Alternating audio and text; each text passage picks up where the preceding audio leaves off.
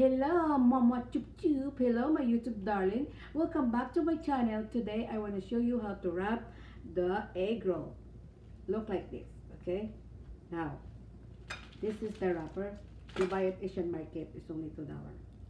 Now, number one, you wrap, then scoop, and put that in the corner, and then fold, then put it back tight and roll, then fold in the left, fold the right is tight, okay? Make it tight and then roll. See how you roll it? Then put the egg, secure the scrambled egg, and then this is what they look like. Okay. I want to show you one more time. Okay.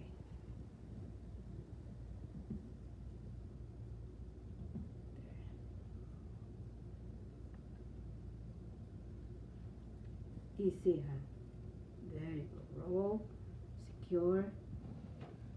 And then if you cook today, it's okay too. And then if you want to cook next week, put that in the freezer bag. Put in your freezer. Yes.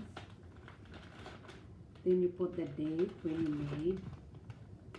This is how you put the date here. Just say this month and the date. There you go. And that's it. Okay?